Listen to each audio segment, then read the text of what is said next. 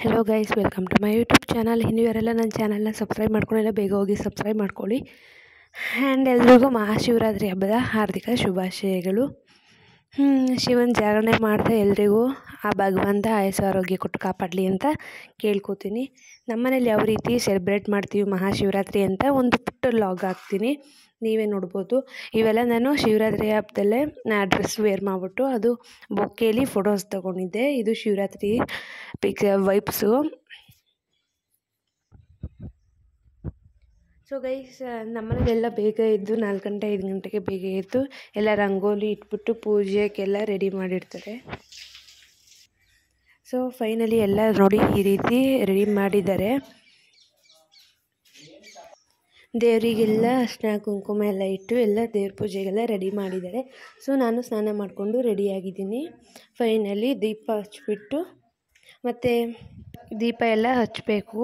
So next ಇವಾಗ ನಾವು ಮನೆಗೆ ಒಬ್ಬರು ಬರ್ತಾರೆ. ಅವರು ಪೂಜೆ ಎಲ್ಲ ಮಾಡಿಕೊಟ್ಟು, ಅಂದರೆ ವೀರಭದ್ರ ಸ್ವಾಮಿ ಅರ್ಚಕರು 500 ಅವರು ನಮ್ಮನೆಗೆ ಬಂದು ಎಲ್ಲ ರೆಡಿ ಮಾಡಿರಬೇಕು ಒಂದು ಟೈಮಿಂಗ್ಸಲ್ಲಿ.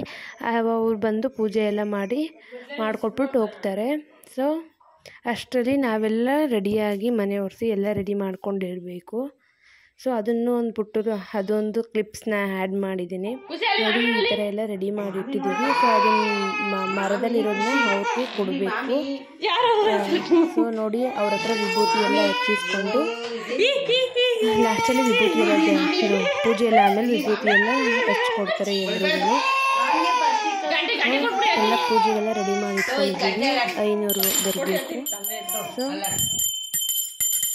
ಎಲ್ಲ ರೆಡಿ ಮಾಡಿ ಆಗಿದೆ. ಸೊ ಎಲ್ಲ ಪೂಜೆ ಎಲ್ಲ ಸ್ಟಾರ್ಟ್ ಮಾಡಿದ್ದಾರೆ. ಎಲ್ಲ ವಿಭೂತಿ ಹಚ್ಚಿಸ್ಕೊಂಡು ಇದ್ದೀವಿ.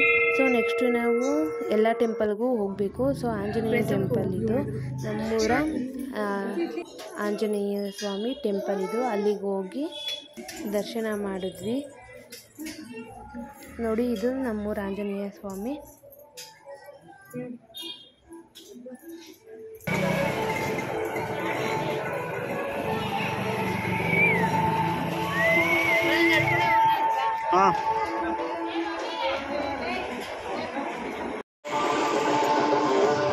ಸೊ ಅಲ್ಲೇ ಸ್ವಲ್ಪ ಮುಂದಕ್ಕೆ ನಡ್ಕೊಂಡು ಹೋದರೆ ಈಶ್ವರನ ದೇವಸ್ಥಾನ ಸಿಗುತ್ತೆ.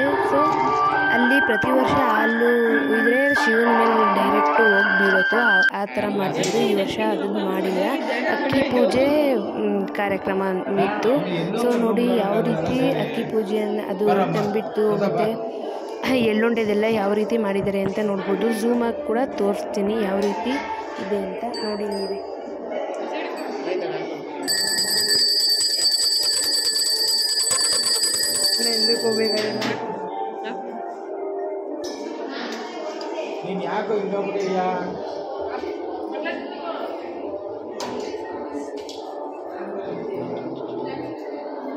ಹೆವಿ ಝೂಮ್ ಮಾಡಿದ್ರೆ ಹೆವಿ ಲುಕ್ ಕಾಣ್ತೀನಿ ನಾನು.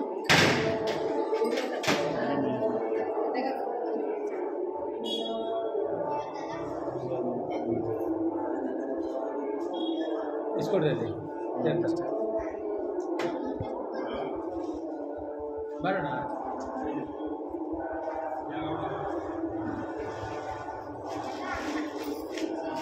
ಬನ್ನಿ ಮುಂದೆ.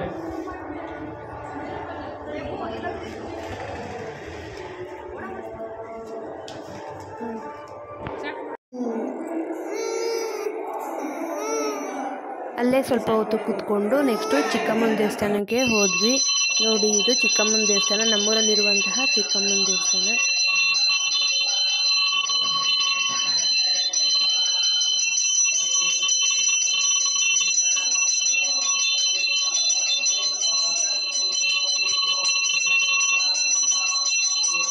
ಸೊ ಎಲ್ಲ ಟೆಂಪಲ್ಲು ಆಯಿತು. ನೆಕ್ಸ್ಟ್ ಈಗ ವೀರಭದ್ರ ಸ್ವಾಮಿ ದೇವಸ್ಥಾನ, ಇದು ನಮ್ಮನೆ ಪಕ್ಕದಲ್ಲೇ ಇರೋದು. ಸೊ ಫೈನಲಿ ಲಾಸ್ಟಲ್ಲಿ ವೀರಭದ್ರ ಸ್ವಾಮಿ ದೇವ್ರ ದರ್ಶನ ಮಾಡಿದ್ವಿ.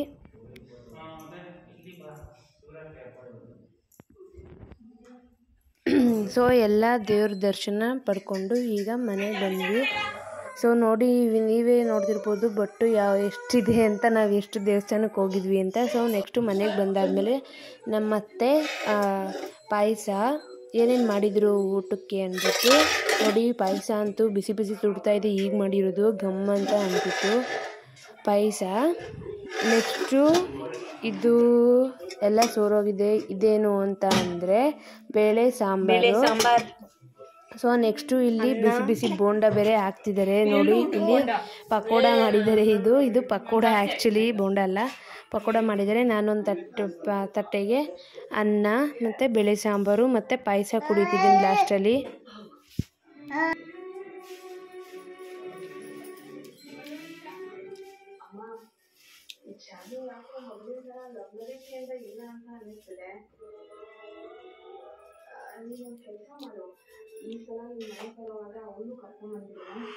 ಸೊ ಗೈಸ್ ಅಷ್ಟೇ ಇದು ಈ ವಿಡಿಯೋ ಪುಟ್ಟ ವ್ಲಾಗು. ಸೊ ಐ ಹೋಪ್ ನಿಮ್ಗೆ ಈ ವಿಡಿಯೋ ಇಷ್ಟ ಆಗಿದೆ ಅಂತ ಅನ್ಕೋತೀನಿ. ನಮ್ಮ ಮನೆಯಲ್ಲಿ ಇಷ್ಟೇ ಚಿಕ್ಕದಾಗಿ ಸೆಲೆಬ್ರೇಟ್ ಮಾಡಿದ್ದು. ಐ ಹೋಪ್ ಈ ವಿಡಿಯೋ ನಿಮ್ಗೆ ಇಷ್ಟ ಆಗಿದ್ದರೆ ಇನ್ನೇನು ಮಾಡಬೇಡಿ, please like, share, comment, subscribe ಅಂತ ಹೇಳ್ತಾ ಮುಂದಿನ ವಿಡಿಯೋದಲ್ಲಿ ಸಿಗೋಣ. ಅಲ್ಲಿವರೆಗೂ ಕಾಯ್ತಾ ಇರಿ. ಟಾಟಾ, ಬಾಯ್.